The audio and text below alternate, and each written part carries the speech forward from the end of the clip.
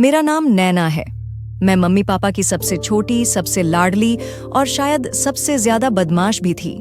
सब कहते थे कि मैं घर में नहीं, किसी महल में पैदा हुई हूं। भाइयों की आंख का तारा, माँ का सुकून और पापा का गुरूर। लेकिन यह सब सुनकर मुझे कभी भी घमंड नहीं हुआ। मैं हमेशा शुक्रगुजार रही। अपनी पढ़ाई में व्यस्त, साधारण मिजाज और नरम दिल। मेरे बचपन की हर याद में खुशबू बसी है।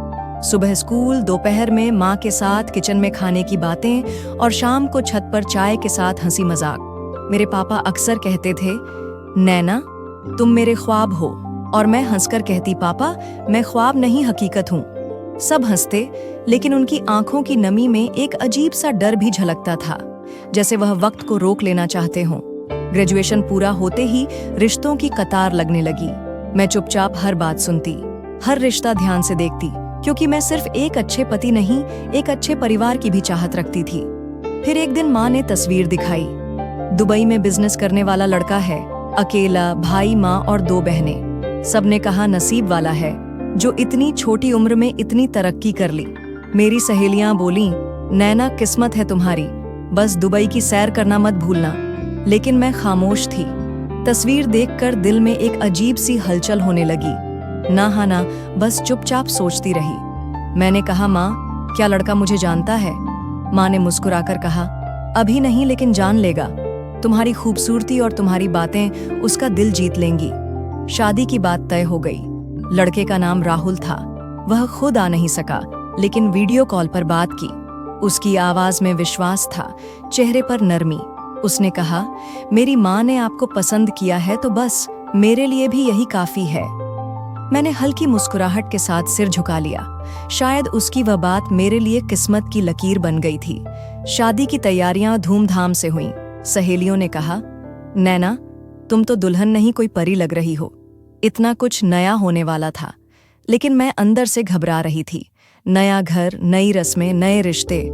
पापा ने विदाई के वक्त मेरा हाथ पकड़ा और धीरे से कहा, बेटी तुम रोशनी हो, जहां भी जाओगी उजाला ही करोगी, बस खुद को मत खोना। शादी के बाद सब कुछ नए अंदाज में शुरू हुआ। रस्में जैसे तैसे खत्म हुईं तो असली जिंदगी की परतें खुलने लगीं। सुबह की चाय से रात के बर्तन तक सब कुछ जैसे मेरे ही जिम्मे था। माँ कहती थीं, शुरू शुरू में काम ही औरतों को घर में जगह दिलवाता है। शायद इसीलिए मैं बिना कुछ कहे सब कुछ चुपचाप करती गई। ना थकान की शिकायत, ना कोई शिकवा शिकायत, बस यही इच्छा कि सबका दिल जीत लूं। सुबह 5 बजे उठकर नाश्ता तैयार करती। सास को कम मीठी चाय पसंद थी, ननद को बिना दूध वाली, और खुद राहुल को चाय के बिना नाश्ता अधूरा लगता था। मैं सबके शौक का ख्याल रखती, मगर फिर भी अक्सर सुनने को मिलता, चाय कुछ अच्छी नहीं बनी, पराठे ज्यादा ही कड़क बने थे। एक दिन छोटी ननद रिया ने कहा, नैना अगर घर के काम आते नहीं थे तो सीख ही लेती। तुम्हारी माँ ने कुछ सिखाया नहीं क्या? मैं मुस्कुरा दी। सीखने में देर नहीं लगती है। सास मेरी खामोशी पर कुछ नहीं बोलती थी, बस एक नजर देखती और किचन से बाहर चली जाती। दोपहर में झाड़ू पोछा, कपड़े, बर्तन, सब मेरी ड्यूटी थी। ननदें अक्सर अपने कमरों में फोन पर व्यस्त रहती। फिर मैंने जाना कि उनका व्यस्त होना अक्सर अपनी माँ से बातों में व्यस्त होना होता था। माँ, नैना ने आज यह कहा, नैना ने आज यह काम नहीं किया। सास की अक्सर रात को फोन पर बात करते हुए आवाज सुनाई देती। एक दिन मैंने उन्हें कहते सुना, हाँ बेटा तुम ठीक कह रही हो, उसके तेवर दिन ब दिन बदल रहे हैं। पहले तो मुझे अपने कानों पर यकीन नहीं हुआ, लेकिन जब उनकी बातों में तीखापन आ गया तब मुझे समझ आया कि वह अपनी माँ को मेरे खिलाफ भड़का रही है। तभी रिया कहती, मैंने देखा आपने, ये नैना दिन में 2-2 बार फोन पर हंस हंस कर बातें करती है। भला ये किससे बातें करती है? सास जवाब देती, अब तो बस तुम दोनों ही हो जो मुझे सच दिखा रही हो, वरना मैं तो अंधी हो गई थी। मैं अंदर से धीरे धीरे टूट रही थी। राहुल की रवानगी का दिन आया तो सारा घर एक अलग ही माहौल में डूबा हुआ था। सास खामोश थीं, ननदें अपने कमरों में व्यस्त, और मैं अपने दिल की हलचल संभालने की कोशिश कर रही थी। राहुल ने सामान पैक करते वक्त कहा, बस 3 महीने की ही बात है, बिजनेस में कुछ जरूरी काम है, तुमसे दूर रहना मेरे लिए भी आसान नहीं होगा। मैंने सिर हिलाया जैसे समझती हूँ, हालांकि अंदर से कुछ खाली सा महसूस हो रहा था। एयरपोर्ट पर जाते हुए वह बार बार मुझे हिदायतें दे रहा, अकाउंट में पैसे डाल दिए हैं, तुम्हें कुछ भी चाहिए हो तो तुरंत मैसेज करना, माँ का ख्याल रखना, वह दिल की मरीज हैं, और हाँ, खुद को नजरअंदाज मत करना।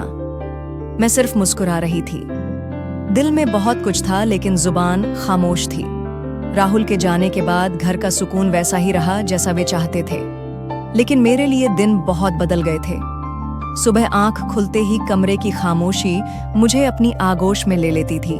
राहुल की मौजूदगी में जो हल्की सी चहल पहल रहती थी, वह अब किसी हवा के झोंके की तरह गायब हो चुकी थी। सास अब किचन के मामलों में ज्यादा दखलंदाजी करती थीं। अब राहुल नहीं है तो जो मैं कहूंगी बस वही होगा। यह जुमला अक्सर सुनने को मिलता था। पैसे वक्त पर आते रहे, जितना मांगती अकाउंट में मिल जाता। मैं किचन में नई कटलरी मंगवाती, बेडरूम में अच्छे पर्दे लगवाती, सहेलियों के साथ जाकर अच्छे ब्रांड के कपड़े खरीद लाती। बाहर की चीजें खूबसूरती में इजाफा कर रही थीं, लेकिन अंदर एक खालीपन लगातार फैलता जा रहा था। एक शाम रिया आई। भाभी खूब शॉपिंग हो रही है, लगता है भाई साहब खूब दिल खोलकर पैसे भेज रहे हैं। मैंने धीरे से कहा, जी जो चाहिए होता है राहुल दे देते हैं।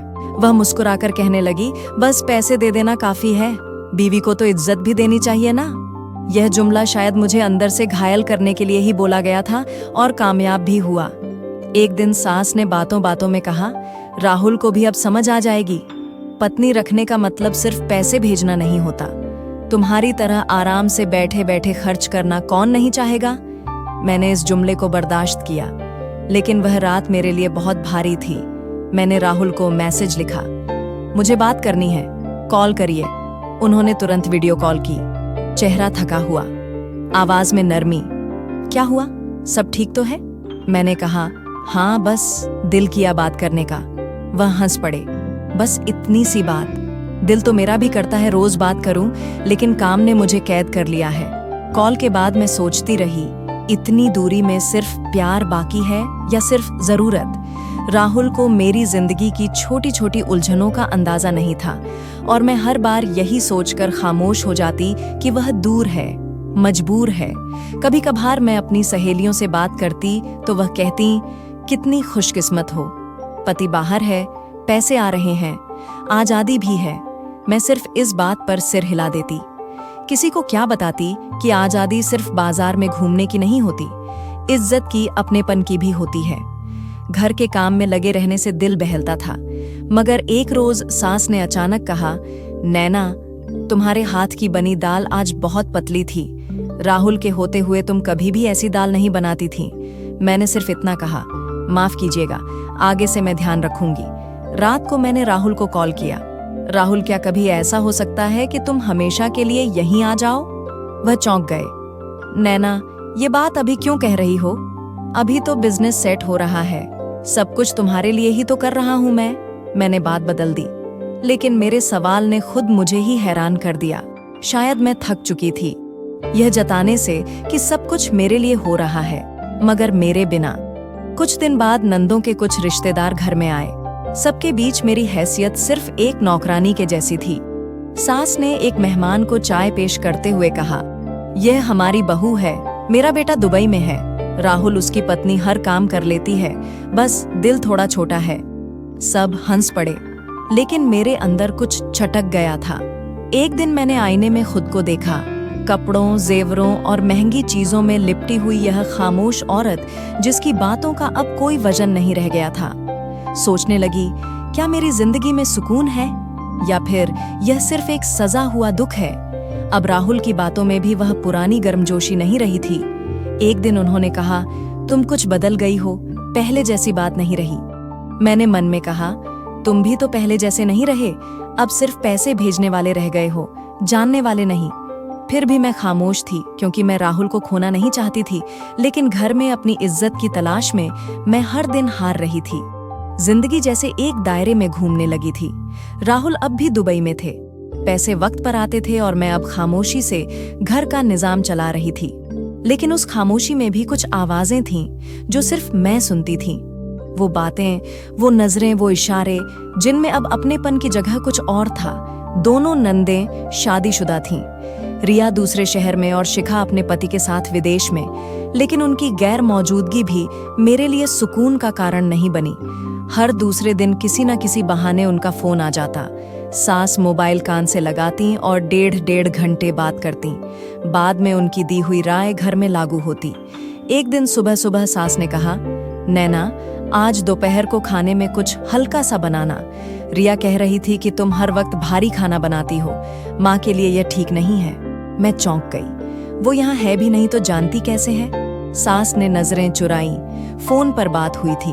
मैंने बताया था। मैं खामोश रही, लेकिन दिल में कुछ कट सा गया। वह दोनों तो अब घर में नहीं थीं, मगर घर अभी भी उन्हीं के इशारे पर चल रहा था।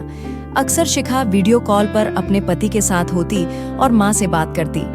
माँ, राहुल की कमाई का हिस्सा रखना। अगर बहू के हाथ कमाई लग गई तो सारा पैसा फैशन पर उड़ा देगी। एक दिन सास को दवा लेने शहर जाना था। मैंने कहा, माँ जी, आप रुकिए, मैं खुद ले आऊंगी। वह तुरंत बोली, नहीं, शिखा ने कहा है कि तुमसे बाहर के काम ना करवाऊं, तबीयत खराब हो जाएगी। मैंने तल्खी से पूछा, क्या मैं बीमार हूं या बस फिर जिम्मेदारी नहीं समझी जाती? वह खामोश रही और कुछ देर बाद अपने कमरे में चली गईं। मुझे यकीन हो गया कि वह मेरे हर कदम की जानकारी अपनी बेटियों को देती हैं और बेटियां उन्हें यह सिखाती हैं कि मुझे कैसे नियंत्रित रखना है। एक दिन राहुल ने वीडियो कॉल की। मैंने पूछा, क्या शिखा और रिया ने तुमसे कभी पैसे मांगे हैं? वह चौंक कर बोले, नहीं, क्यों?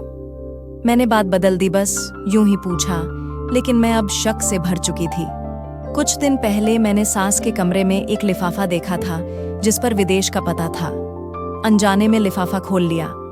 अंदर विदेशी मुद्रा के नोट थे। उसी दिन पहली बार मेरे दिल में ख्याल आया, राहुल की कमाई सिर्फ मेरे लिए नहीं, सास के जरिए ननदों तक भी जा रही है। एक दिन जब राहुल ने बताया कि उन्होंने पैसे भेजे हैं ताकि मैं अपनी जरूरतें पूरी कर सकूं, तो मैंने सादगी से पूछा, ये पैसे सिर्फ मेरे लिए थे ना? राहुल ने कहा, हाँ, मैंने माँ से कहा था कि तुम्हें दे दें, जो चाहिए हो तुम उनसे ले लेना। मैंने सिर हिला दिया। लेकिन उसी दिन सास ने एक नया मोबाइल मंगवाया था और किचन में बोली, अब शिखा के मैसेज अच्छे से पढ़ा करूंगी। मेरे अंदर जैसे धुआं भर गया। अब हर छोटी चीज में मुझे शक नजर आने लगा। एक दिन मैंने सास से कहा, राहुल ने जो पैसे भेजे, क्या उसमें से कुछ मुझे दे सकती है? मुझे बिल देना है। वह बोली, बाकी दिनों के लिए भी तो संभालना है ना, जरूरत हो तो बताओ, मैं तुम्हें वह चीज खरीद कर दे दूंगी।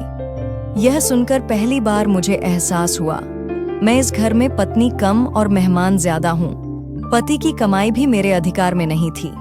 बस इजाजत के बिना किसी भी चीज पर सवाल ना करूं, तभी सुकून है। किचन में शिखा की कॉल चल रही थी। सास स्पीकर पर बोल रही थी, हाँ बेटा, सब कुछ ठीक है। नैना बस ज्यादा ही खामोश रहती है, शायद समझ गई है कि घर की बागडोर कैसे चलती है। शिखा बोली, बस माँ, तुम अपना हाथ मजबूत रखो, भाई की कमाई के हकदार तुम हो, तुम ही को सब संभालना है। मुझे लगा जैसे किसी ने मेरे कानों में तेजाब भर दिया हो। वह लम्हा था जब दिल का नरम हिस्सा भी सख्त हो गया। अब मैं सिर्फ सह नहीं रही थी, बल्कि अपने अधिकार के लिए तैयार हो रही थी। उसी रात मैंने राहुल को मैसेज लिखा, अगर तुम्हारी कमाई पर मेरा कोई अधिकार नहीं तो क्या मैं वाकई तुम्हारी पत्नी हूँ? जवाब आया है ना, सब कुछ तुम्हारा ही है, बस माँ को मैं समझा दूंगा, तुम दिल पर मत लो बात। अब बात सिर्फ शक या शिकायत की नहीं रही थी, अब मसला अधिकार का था। मुझे यह समझ आ चुका था कि जब तक फैसले की बागडोर सास के हाथ में रहेगी, मैं इस घर में सिर्फ एक साया ही बनी रहूंगी। एक शाम मैंने राहुल से वीडियो कॉल पर बात की। पीछे दुबई के फ्लैट की दीवार थी, उस पर लटका कैलेंडर और सामने एक कप कॉफी। मैंने सीधा कहा, राहुल, मुझे घर की पूरी जिम्मेदारी चाहिए, पैसे, फैसले, बागडोर सब कुछ मेरे हाथ में होना चाहिए। वो चौंक गया। नैना, माँ का क्या होगा? उन्होंने सारी जिंदगी ये घर संभाला है। मैंने नजरें जमाई, तो फिर मुझे यहाँ पर क्यों लाया गया था? क्या सिर्फ काम करने के लिए? इज्जत या अधिकार कभी मेरा हक बनेंगे भी या नहीं? वो थोड़ी नरमी से बोले, देखो, खर्च के लिए तो मैंने कभी कुछ भी नहीं कहा, जो मांगा दिया, लेकिन पूरे घर की बागडोर तुम्हें देना थोड़ा मुश्किल है। माँ को बहुत फर्क पड़ेगा। मैंने बात खत्म की तो फिर मुझे भी फर्क पड़ेगा। जब तक मेरा हक नहीं मिलेगा मैं बात नहीं करूंगी, और कॉल बंद कर दी। अगले दिन मैंने सास से कहा, माँ जी, अब आपकी तबीयत भी कुछ कमजोर रहती है, बेहतर होगा कि आप कुछ काम मुझ पर ही छोड़ दीजिए। उन्होंने रूखे लहजे में जवाब दिया, जब काम का सलीका आ जाए तो छोड़ भी दूंगी, अभी तो हर दिन कुछ ना कुछ बिगड़ ही जाता है। मैंने दिल में फैसला कर लिया था। रात को राहुल को मैसेज किया, मैं मायके जा रही हूँ, जब तक अधिकार नहीं मिलेगा वापस नहीं आऊंगी। उसने तुरंत जवाब दिया, नैना जिद मत करो, बात कर लेते हैं, कोई हल निकालते हैं। लेकिन मैंने मोबाइल साइलेंट पर रख दिया और अगली सुबह बैग पैक किया। सास के कमरे की तरफ से गुजरी तो उन्होंने किनारे की नजरों से देखा। कहाँ जा रही हो? मैंने कहा, अपने घर। वो बोली, यह भी तुम्हारा ही घर है, बस फर्क इतना है कि यहाँ तुम्हारी मर्जी नहीं चलती। मैं कुछ कहे बिना निकल गई। मायके पहुंची भी तो माँ की हालत किसी को भी नहीं बताई, बस इतना कहा कि थोड़ा वक्त चाहिए। माँ ने सिर पर हाथ रखकर कहा, जितना चाहिए ले लो। राहुल ने कई बार कॉल की मगर मैंने नहीं उठाया। 4 दिन बाद उसने एक लंबा मैसेज भेजा, तुम जानती हो मैं दुबई में अकेला हूँ, मेरे लिए सब कुछ आसान नहीं है और फिर तुम इस तरह नाराज होकर चली जाओगी। ये मैंने नहीं सोचा था। फिर एक और मैसेज आया, मैं रोज सोचता हूँ, क्या सच में तुम्हें वह सब नहीं मिला जो तुम्हारा हक था, या तुम्हें सिर्फ अधिकार की ही तलाश थी? मैंने जवाब दिया, राहुल, मुझे सिर्फ अधिकार नहीं भरोसा भी चाहिए था जो तुमने कभी दिया ही नहीं। उसी रात देर तक सोचती रही, क्या मैं वाकई हद से ज्यादा बढ़ गई हूँ, या फिर वो हद सिर्फ मेरे लिए ही रखी गई थी जिससे आगे जाना मेरी हिम्मत थी। कुछ दिनों बाद रिया की कॉल आई, भाभी माँ बहुत परेशान है, रोज रोती हैं, कहती हैं नैना के बिना घर सूना लगता है। मैंने कहा, अगर इतनी ही कमी महसूस होती है तो कभी अधिकार देने की हिम्मत भी दिखाए, सिर्फ काम लेने से रिश्ता नहीं बनता। रिया खामोश हो गई। अगली शाम राहुल ने फिर से कॉल की। इस बार मैंने उठा लिया। वह धीरे से बोला, अगर मैं माँ से बात करूं और वह मान जाए तो क्या तुम वापस आ जाओगी? मैंने कहा, बात सिर्फ मानने की नहीं, अधिकार की है, फैसला तुम्हें करना है। 2 दिन बाद एक गाड़ी मायके के दरवाजे पर आकर रुकी। दरवाजा खुला तो सामने सास थी, उनके हाथ में राहुल की चिट्ठी थी। ये राहुल ने तुम्हारे लिए भेजी है, कहता है अगर तुम मान जाओ तो नैना को ले आओ, और मैं मान गई हूँ। मैं हैरानी से देखने लगी। मैंने पूछा, आप मान गई? वह बोली, उम्र हो गई है अब, ना हिम्मत है ना शिकायत। अगर तुम चाहती हो कि घर तुम्हारे हाथ में हो तो संभालो। बस एक बात याद रखना, जो अधिकार मांग रही हो वो सिर्फ अधिकार नहीं, एक बोझ भी होता है। मैंने वापसी का बैग तो बांध लिया, लेकिन दिल में अब भी अजीब सी उलझन थी। गाड़ी में खामोशी थी, रास्ते बदलते जा रहे थे और मेरे ख्याल भी। घर का दरवाजा खुला तो माहौल कुछ बदला बदला सा लगा। सास ने दरवाजा मेरे लिए खोला था और मैं एक ऐसी हैसियत से घर में दाखिल हुई थी जो मुझे पहले कभी भी नहीं मिली थी। अब किचन, फ्रिज, अलमारियां, सब कुछ मेरे फैसलों पर था। यहाँ तक कि नौकरानी को दी जाने वाली हिदायतें भी मैं ही देती थी। राहुल ने अगली कॉल पर कहा, माँ ने तुम्हें सब कुछ सौंप दिया है, अब तुम्हारी मर्जी चलेगी, खुश हो? मैंने हल्के से मुस्कुराकर कहा, खुशी धीरे धीरे महसूस होगी, अभी तो आदत हो रही है। पहले दिन ही मैंने घर की तस्वीर बदलवा दी, नए पर्दे लगवाए, टीवी लाउंज में नई लाइट लगवाई। नौकरानी को कहा, अब हर रोज सब कुछ साफ हो, हर चीज अपनी जगह पर होनी चाहिए। सास अब अपने कमरे तक ही सीमित हो चुकी थीं। वो मुझे कुछ नहीं कहती थीं, सिर्फ इतना बोलती थीं, चाय पीनी है, और मैं कभी हाँ तो कभी ना में जवाब दे देती थी। 2 हफ्ते मैंने सिर्फ घर को नए सांचे में ढालने में बिता दिए। पति को हर चीज की तस्वीर भेजती। वह हंसते हुए कहता, अरे वाह, तुमने तो घर को होटल बना दिया है। मैंने पहली बार जब बाजार जाकर अपनी पसंद से शॉपिंग की, सिर्फ जरूरत के लिए नहीं, अब शौक के लिए भी। महंगे ब्रांड के नए जूते, महंगा परफ्यूम, और यह सब मैंने पहली बार बिना इजाजत के खरीदा था। कुछ दिन बाद 2 पुरानी सहेलियां घर आईं। मैंने उनके लिए शानदार खाने का इंतजाम किया, महंगे डिनर सेट पर खाना लगवाया। एक ने कहा, नैना तुम तो बदल गई हो, ये सब कब से? मैंने सर उठाकर कहा, जब से बागडोर मेरे हाथ में आई है। फिर पार्टियों का सिलसिला शुरू हुआ, कभी कैफे में, कभी घर पर डिनर। राहुल को हर चीज की खबर रहती और वह सिर्फ कहता, तुम खुश हो तो मैं निश्चिंत हूँ। एक शाम सास के कमरे के बाहर से गुजरते हुए उनकी खांसी सुनाई दी। मैं कुछ देर रुकी, फिर आगे बढ़ गई। उनके लिए किचन में खाना बनता था, मगर अब मैं खुद हाथ भी नहीं लगाती थी। नौकरानी को कह देती थी माँ का खाना उनके कमरे में ही दे देना। एक दिन सास ने धीरे से कहा, नैना बीपी की दवा मेरी खत्म हो गई है, लेती आना। मैंने हाँ कहा, मगर अगले दिन शॉपिंग में इतनी व्यस्त रही कि भूल गई। रात को जब कमरे में दाखिल हुई तो वह सो रही थी। मैंने खामोशी से मोबाइल पर तस्वीरें अपलोड की, नई जूती, नया हैंडबैग और कैप्शन, जीती जागती जिंदगी। राहुल को हर बार एक नई फरमाइश भेजती, वह ड्रेस, वह घड़ी, वह वॉलपेपर, वह फ्लोर लैंप, और वह बस कहता, ले लो, बस खुश रहो। अब घर की पुरानी खामोशी, नरम बातचीत और सलीके की कोई परवाह नहीं रह गई थी। सास अक्सर कमरे से बाहर आकर कुछ कहना चाहती थीं, मगर मेरे तेवर देखकर लौट जातीं। एक दिन मैंने कहा, माँ जी, अब आप तो आराम करिए, ये सब मेरी जिम्मेदारी है, आपको कुछ भी पूछने की जरूरत नहीं है। उन्होंने कुछ लम्हे मुझे देखा, फिर कहा, ठीक है, मैं तो पहले ही आजाद हो चुकी हूँ। शायद वह जुमला उनकी तरफ से था, लेकिन मेरे लिए एक संकेत था कि अब कुछ भी उनसे वापस नहीं लिया जाएगा। दोपहर को मैं ब्यूटी पार्लर से फेशियल करवाकर लौटी तो राहुल की वीडियो कॉल आई। वह मुस्कुरा रहा था। तुम अब बिल्कुल अलग लगती हो, मैंने कहा। यही तो चाहिए था ना तुम्हें, एक ऐसी पत्नी जो दुनिया के हिसाब से चले। वह कुछ पल खामोश रहा, फिर बोला, बस अपना ख्याल रखो। अब मैं वो नैना नहीं रही थी जिसे किसी से इजाजत लेनी पड़ती थी। मैं अपनी मर्जी की जिंदगी जीने लगी थी। बाजार में जब किसी महंगी चीज की तरफ देखती तो कीमत देखकर पीछे नहीं हटती थी, मगर इतनी बड़ी दुनिया संभालने के बाद कुछ कमरे अभी भी चुप रहते थे, जैसे वह सास का कमरा जिससे कोई आवाज नहीं आती थी, ना शिकायत ना दुआ, बस एक खामोशी जो मेरे ऐशो आराम की जिंदगी के शोर में भी सुनाई देती थी। मैं खुद से कहती, अधिकार मिल गया है और अब मैं उसका इस्तेमाल करना भी सीख गई हूँ। अब कोई मेरा मकसद मुझसे नहीं छीन सकता। मगर दिल के एक कोने में एक सवाल भी था जिसे मैं खुद से भी छुपाती थी, क्या सच में यह अधिकार, यह कंट्रोल मेरी जीत है या फिर बस एक और तमाशा? जवाब मेरे पास नहीं था और शायद अब मैं जानना भी नहीं चाहती थी। सास ने पहली बार धीरे से कहा, नैना बीपी की दवा खत्म हो गई है, शाम को ले आना। मैंने सर हिलाया, ठीक है, याद आ गया तो ले आऊंगी। ये सब उसी वक्त की बात है जब मेरी व्यवस्था अपने चरम पर थी। पार्लर की अपॉइंटमेंट, नई लॉन्च पार्टी का निमंत्रण, फैशन इवेंट की तैयारी। सास की दवा अब मेरी लिस्ट में सबसे नीचे आ चुकी थी। दोपहर को मैं अपनी दूसरी फ्रेंड अनन्या के साथ मार्केट गई। एक नया ब्रांड लॉन्च हुआ था, उसी की ग्रैंड ओपनिंग थी।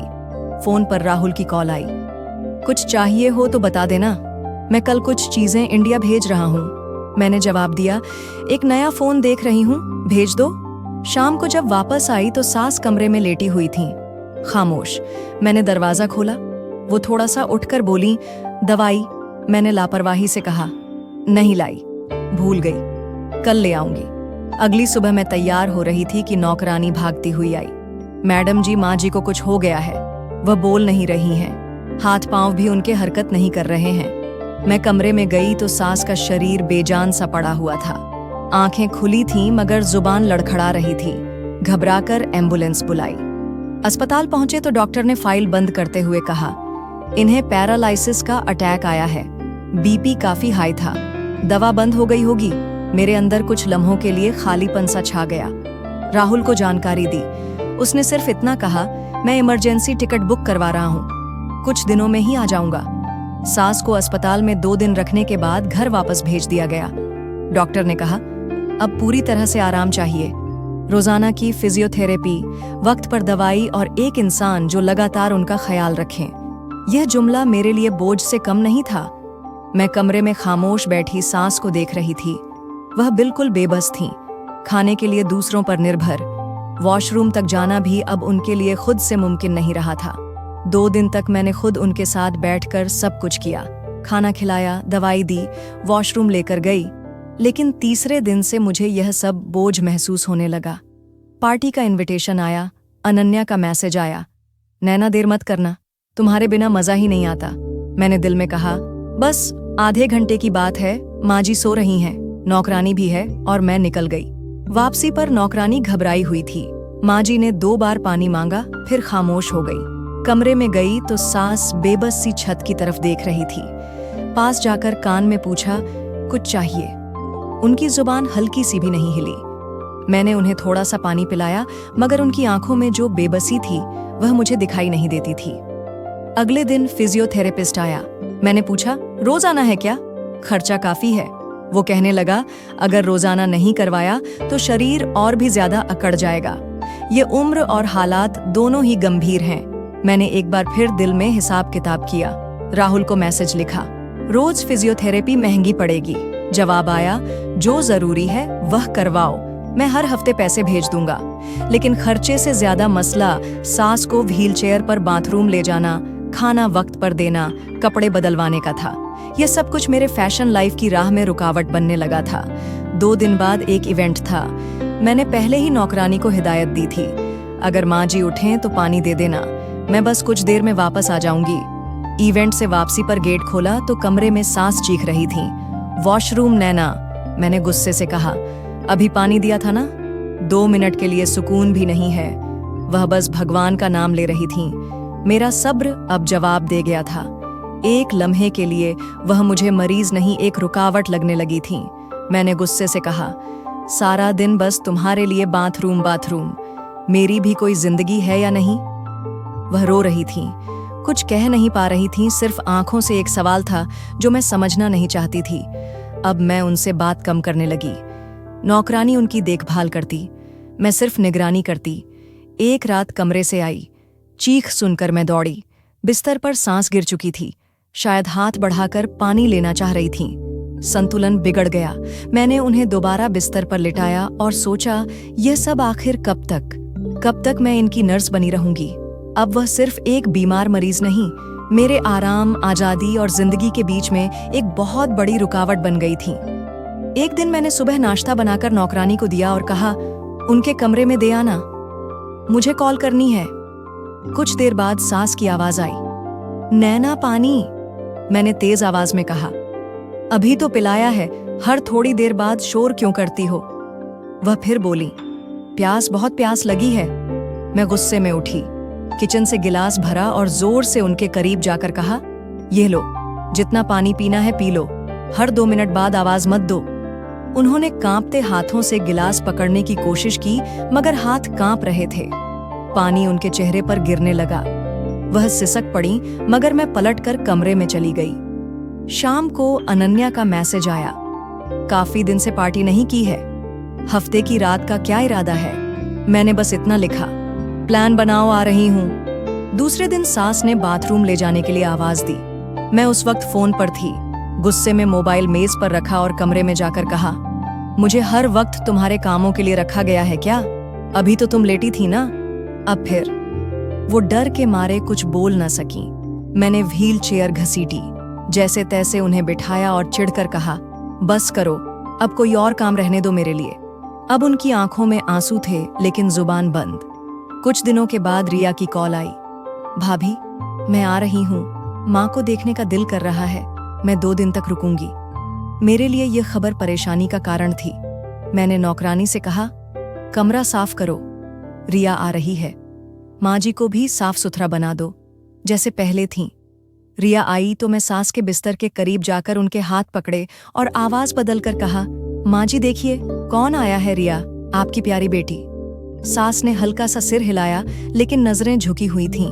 रिया ने लपक कर माँ जी का हाथ पकड़ा, माँ कैसी हो? लेकिन वह बोल न सकी। मैं तुरंत बोली, बस अब कमजोर हो गई हैं, हमने हर मुमकिन कोशिश की है, तुम फिक्र ना करो, मैं सब कुछ संभाल लूंगी। रिया कुछ देर उनके पास बैठी रही, फिर मेरी तरफ देखकर कहा, भाभी आपने वाकई बहुत सेवा की है, माँ अब सिर्फ आप पर भरोसा करती हैं। मैं धीरे से मुस्कुराई और नरमी से कहा, ये राहुल की माँ है, मेरी भी माँ है। रिया के सामने मैं सास के पास ज्यादा वक्त गुजारती, कभी उनके कपड़े ठीक करती, तकिया सीधी करती, खाने का निवाला अपने हाथ से देती। वह सब चुपचाप सहती रही, जैसे कुछ कहना ही भूल गई हो। रात के वक्त जब रिया कमरे में सोने गई, मैं सास के पास गई और धीरे से बोली, अब कुछ भी बोलने की जरूरत नहीं है, अगर जुबान खोली तो सब कुछ खत्म कर दूंगी, समझ गई? वो खामोशी से मेरी तरफ देखती रही, आंखों में कुछ कहना चाह रही थी, मगर डर ने हर शब्द को कैद कर रखा था। दूसरे दिन रिया ने जाते वक्त मेरे हाथ पकड़कर कहा, बस माँ को ज्यादा अकेला मत छोड़ना, अब वह बस आपके ही सहारे हैं। मैंने उसे यकीन दिला दिया, लेकिन जैसे ही वह गई, मैंने दरवाजा बंद किया और कहा, अब कोई तमाशा नहीं, जो चल रहा है वही चलेगा। उस रात जब उन्होंने पानी के लिए पुकारा, मैंने आवाज अनसुनी कर दी। जब वह चीखने लगी, तब भी मैं अपने कमरे में बैठी मास्क लगाकर अपने चेहरे की देखभाल करती रही। कुछ देर के बाद कमरे में जाकर पानी रखा और कहा, पीना है तो पी लो, ज्यादा ड्रामा मत करना। वह खामोशी से गिलास की तरफ देखती रही और मैं दरवाजा बंद करके वापस आ गई। दिन ब दिन सास की हालत और कमजोर होने लगी और मेरी बेरहमी एक मामूली बात बन गई। वह अक्सर दरवाजे की तरफ देखती, जैसे कोई आएगा और उन्हें वहां से ले जाएगा। दूसरी ननद शिखा, जो विदेश में रहती थी, पिछले 2 हफ्तों से लगातार कॉल कर रही थी। सास के नंबर पर भी कॉल करती थी, लेकिन वह फोन अब ज्यादातर मेरे पास ही रहता था। अगर सास किसी बच्चे से बात करती तो मैं हमेशा उनके सामने खड़ी रहती। अब की बार जब भी कॉल आती तो मैं बस हर बार एक ही बात दोहराती, माँ जी सो रही हैं, बाद में बात करवा दूंगी। शिखा एक दिन उलझकर बोली, भाभी रोज ही सोती हैं क्या वह वाकई में ठीक है? मैंने कहा, उम्र हो गई है, थकान भी जल्दी हो जाती है। वैसे भी डॉक्टर ने कहा है कि ज्यादा बात ना करवाए, ब्लड प्रेशर ऊपर नीचे हो जाता है। फोन बंद करते वक्त मैंने मोबाइल में शिखा का नाम साइलेंट लिस्ट में डाल दिया। अब जब वह कॉल करती तो मुझे कोई भी नोटिफिकेशन नहीं आता। सब कुछ सुकून सा लगने लगा था, लेकिन यह सुकून कुछ और तूफानों का संदेश दे रहा था। सास की हालत दिन ब दिन गिरती जा रही थी। वो जो पहले कम से कम आवाज में नरमी रखती थीं, अब लगातार एक अजीब तरीके से चीखने चिल्लाने की आदत में बदल चुकी थीं। रात को जैसे ही कमरे की लाइट बंद करती, वह आवाज देती, नैना पानी नैना बाथरूम। पहले तो मैं जवाब देती, फिर गुस्सा आता और मैं उनकी आवाज अनसुनी करके करवट लेकर लेट जाती। नौकरानी अगर जाकर पानी दे देती तो वह उसका हाथ पकड़कर कहती, मेरी बेटियों को बुला दो। एक रात नौकरानी मेरे पास आई। मैडम जी बहुत बार वो शोर कर रही हैं। लगता है कि जैसे उनका दम घुट रहा है या फिर कुछ और बात है। मैंने धीरे से कहा, ड्रामा करती हैं, कोई दिक्कत नहीं है, उनका तो बस पुराना रोना है। नौकरानी चुप हो गई, लेकिन कुछ लम्हों के बाद सास की चीखें और भी ज्यादा तेज हो गईं। कोई है? मुझे ले जाओ, मुझे नहीं रहना यहाँ। मैं गुस्से में उठी, कमरे में जाकर उनके पास गई। खामोश हो जाओ, मैं तुम्हारी कोई नौकरानी नहीं हूं जो हर वक्त तुम्हारी आवाजें सुनती रहूं। राहुल बाहर है, मैं ये सब अकेले नहीं कर सकती। वह कुछ बोल नहीं सकी, सिर्फ आंखें फाड़ फाड़ कर देखती रहीं। अगले दिन मैंने उनकी व्हीलचेयर बंद करवा दी। अब यह बार बार उठने का झंझट नहीं जो है, बिस्तर पर ही रहेगा। नौकरानी ने धीरे से कहा, मैडम जी, डॉक्टर ने कहा था कि इन्हें हरकत में रखना जरूरी है। मैंने थूक कर जवाब दिया, डॉक्टर ने तो यह भी कहा था कि मैं उनकी बेटी हूँ। दिन में 2 बार खाना दवाई, बस इतना ही उनका शेड्यूल रह गया था। फिजियोथेरेपी अब महीने में बस 1 बार ही होती और शिखा की कॉल अब मैं खुद ही मोबाइल बंद रखती। एक दिन राहुल की कॉल आई। नैना शिखा बहुत परेशान है, कह रही थी कि माँ की आवाज तक सुनने को नहीं दी जा रही है। कोई दिक्कत तो नहीं है? मैंने तुरंत जवाब दिया, नहीं, बस बहुत कमजोर हो गई हैं, खुद से कुछ बोल ही नहीं पाती। जब तुम आओगे तो खुद देख लेना। उसी रात जब मैं पार्टी में जाने के लिए तैयार हो रही थी, सास ने दोबारा से आवाज लगानी शुरू कर दी, वॉशरूम वॉशरूम। मैं लिपस्टिक हाथ में लिए आईने में खुद को देख रही थी। फिर वॉशरूम से एक चादर निकालकर उनके बिस्तर पर रख दी। ये रही चादर, बिस्तर खराब मत करना, मैं फ्री होने के बाद साफ करवा दूंगी। वह खामोश हो गई, आंखें बंद कर लीं। पार्टी में मैं देर तक रही, सहेलियों के साथ खूब तस्वीरें खिंचवाईं, सोशल मीडिया पर अपलोड की, कैप्शन लगाया, जिंदगी को जियो, रोक को नहीं। वापसी पर नौकरानी दरवाजे पर मिली। मैडम जी, माँ जी का मुंह सूजा हुआ है, लगता है कि कुछ हुआ है। जब मैं कमरे में गई तो वह लेटी हुई थीं, कुछ बोल नहीं पा रही थीं। मैंने डॉक्टर को बुलाने की बजाय पहले राहुल को मैसेज किया। माँ जी का हाल कुछ अजीब सा है, शायद कुछ और बुरा ना हो जाए। जवाब आया, क्या मतलब, अभी कॉल करो। लेकिन मैंने कॉल नहीं की। मुझे सास की खामोशी में सुकून सा महसूस होने लगा था, जैसे कोई बोझ थक कर चुप हो गया हो। सुबह ही तो उन्होंने खुद से कुछ खाने से इनकार कर दिया था। उनकी आंखें बंद रहती थीं, आवाज बहुत धीमी। शिखा के 3 कॉल्स आए। मैंने सब कुछ नजरअंदाज कर दिया और पहली बार मुझे लगा कि वह रिश्ता जिसे मैं बरसों से अपने सिर पर ढो रही थी अब पूरी तरह से मेरे काबू में है। वह किसी को नहीं बुला सकती, किसी से कुछ नहीं कह सकती। उनका सच मेरी आंखें छुपा रही थीं, खामोशी से, पूरी महारत के साथ। अगली सुबह मैं किचन में नाश्ता तैयार कर रही थी। मेरा मोबाइल टेबल पर बज रहा था। शिखा की कॉल थी। मैंने देखा और बिना उठाए साइलेंट पर कर दिया। नौकरानी ने आकर बताया, मैडम जी, माँ जी ने बिस्तर खराब कर दिया है। शायद उठने के लिए आवाज दे रही थी, लेकिन आपने सुना नहीं। मैं तेजी से सास के कमरे में गई। दरवाजा खोलते ही एक बदबू का झोंका आया। बिस्तर भीग चुका था। वह आंखें बंद किए चुपचाप लेटी थीं। चेहरे पर शर्मिंदगी और आंखों में बेबसी थी। मेरी बर्दाश्त का पैमाना अब भर चुका था। इतना भी नहीं हो सकता कि थोड़ा इंतजार कर लेती। अब तो कुछ शर्म करनी चाहिए तुम्हें। क्या मैं दिन रात तुम्हारे पीछे ही लगी रहूं? वह दर्द से कराह रही थी, लेकिन मैं रुकी नहीं। बिस्तर पर पड़ा हुआ गीला हिस्सा मुझे जहर लग रहा था। नौकरानी दरवाजे पर खड़ी थी। मैं घूर कर उसे देखने लगी। क्या देख रही हो? साफ करो ये सब। नौकरानी झिझक गई। मैडम जी, पहले अम्मा जी को तो उठा लीजिए। मैंने कहा, हटाओ, पहले बिस्तर बदलवा रही हूं। उनके पूरे वजूद से लग रहा था जैसे वह खुद से ही माफी मांग रही हो। वह कुछ बोल नहीं पा रही थी, सिर्फ आंखों से आंसू बह रहे थे। मैंने उनका हाथ झटक कर खींचा, उन्हें एक तरफ किया और बिस्तर पर नया कवर डलवाया। साथ ही एक प्लास्टिक शीट डलवाई। आइंदा के लिए मैं बार बार बिस्तर नहीं बदलवाऊंगी। नौकरानी चुपचाप काम में लगी रही। मैं बाहर आई और दरवाजा बंद कर दिया। कमरे में जाकर आईने के सामने खड़ी हुई। मेरी सांस तेज थी, बाल बिखरे हुए, गुस्से की झलक चेहरे पर साफ थी।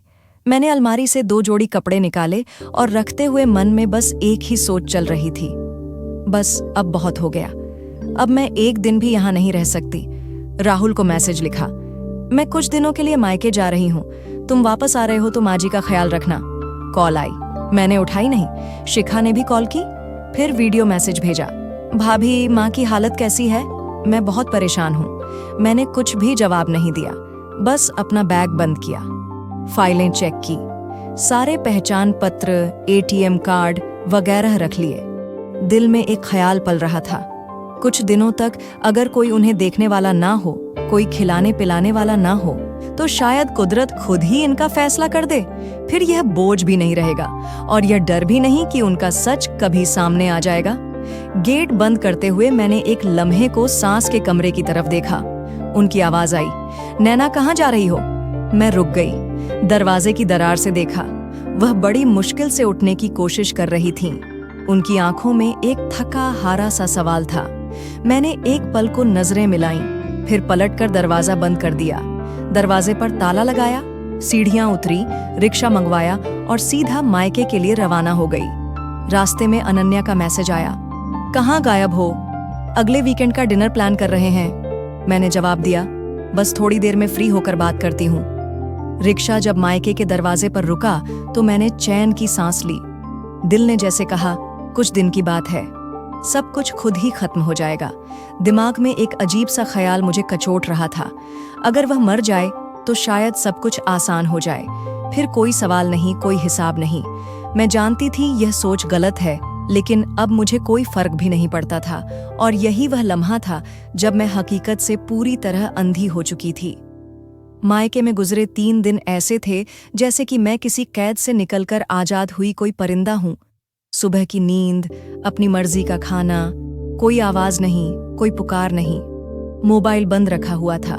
राहुल की कॉल्स भी मैंने ब्लॉक कर दी थीं। सिर्फ अनन्या से बात हो रही थी, जो रोज शाम की पार्टियों का हाल बताती और अगले वीकेंड की तैयारी का कहती। चौथे दिन माँ ने पूछा, तू वापस कब जा रही है?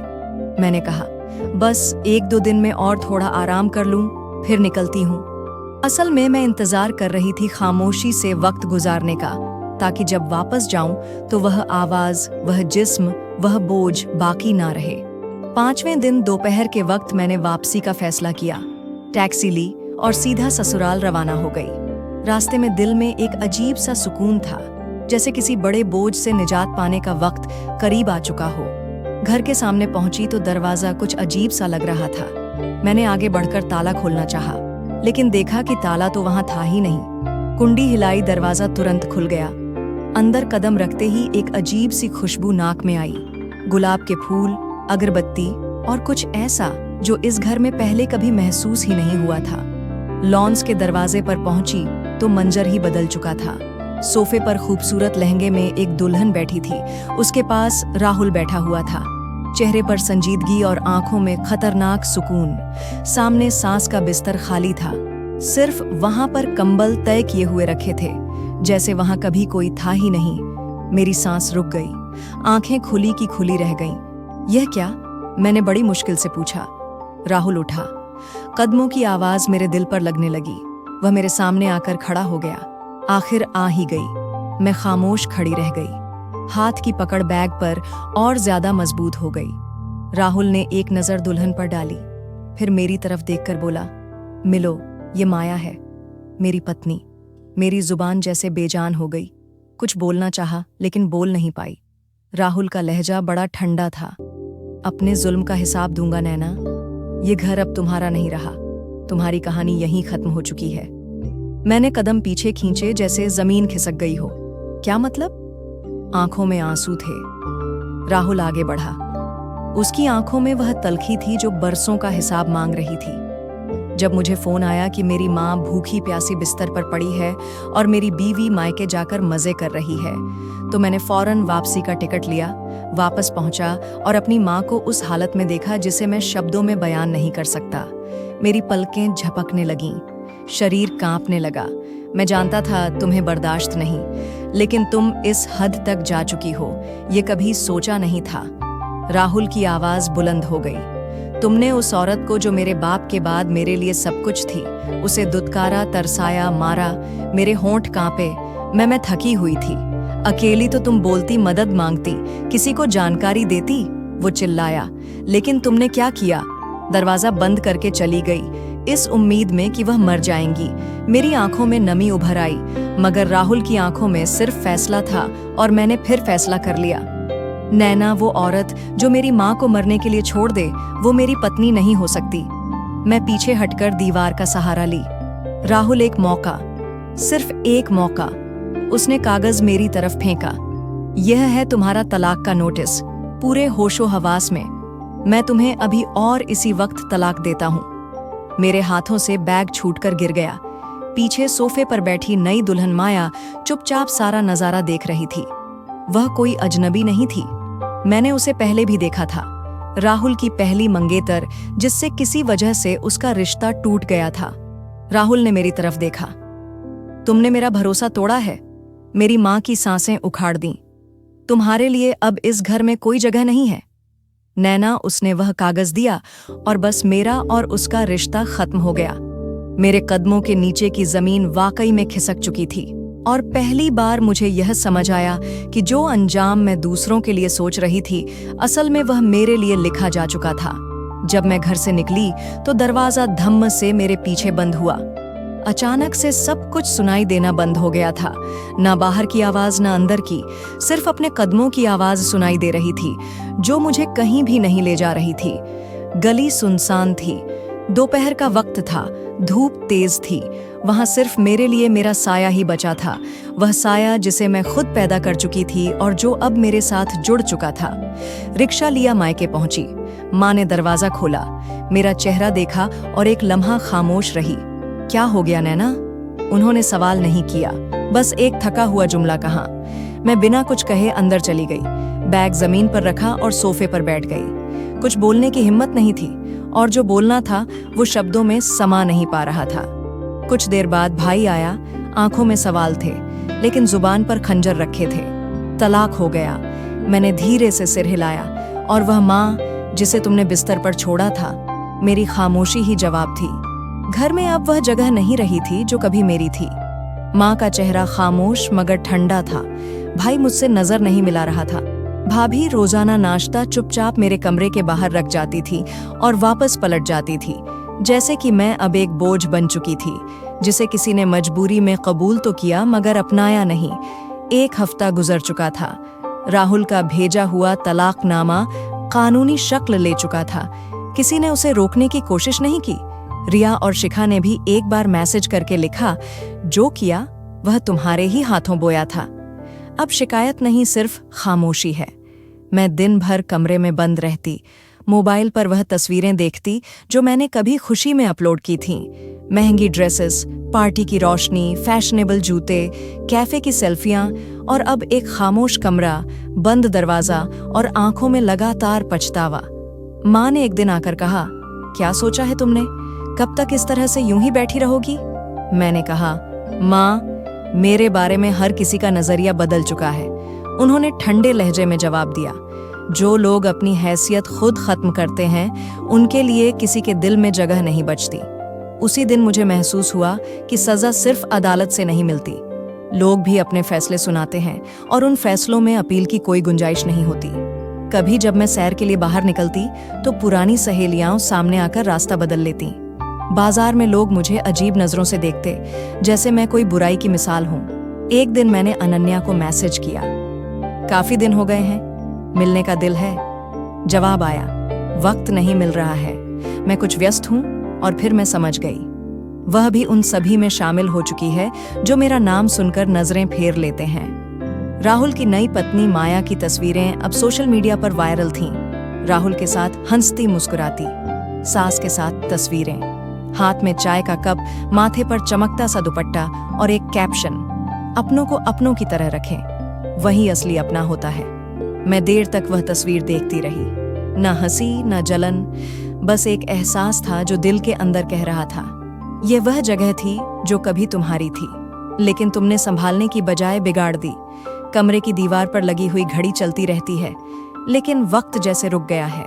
आज मैं अपनी कहानी खुद सुनती हूँ, उन शब्दों में जो किसी को चुभे नहीं, लेकिन सच्चाई को छुपा भी ना सके। मैं वो लड़की थी जो लाडली थी, मोहब्बत में पली पढ़ी लिखी, समझदार, संजीदा, लेकिन जिंदगी ने जब मुझे अधिकार दिया तो मैंने इसका इस्तेमाल मोहब्बत के लिए नहीं, अपने घमंड को पूरा करने के लिए किया। जब सेवा करने का वक्त आया तो मैंने उसे बोझ समझा। जब मौका मिला तो मैंने सब्र की जगह गुस्से को चुना, और जब सब कुछ मेरे हाथ से निकल गया तब जाना कि जो खो दिया वो कभी वापस नहीं आता। आज मैं मायके के कमरे में बंद हूँ, ना कोई पूछता है ना कोई सुनता है, सिर्फ दीवारें हैं और मेरी अपनी आवाजें। और जब मैं खुद को आईने में देखती हूँ तो सिर्फ एक बात सुनाई देती है, शायद वाकई मैं वो थी जो रिश्तों में अधिकार पाने पर अपनी इंसानियत भी भूल जाए, और फिर ऐसे लोग अकेलेपन का शिकार होते हैं। तो दोस्तों, अगर आपको हमारी कहानी पसंद आई हो तो कमेंट करके जरूर बताएं, वीडियो को लाइक करें और ज्यादा से ज्यादा शेयर करें। अगर आप चैनल पर नए हैं तो सब्सक्राइब जरूर करें और नोटिफिकेशन बेल दबाएं ताकि अगली अपडेट सबसे पहले आपको मिले।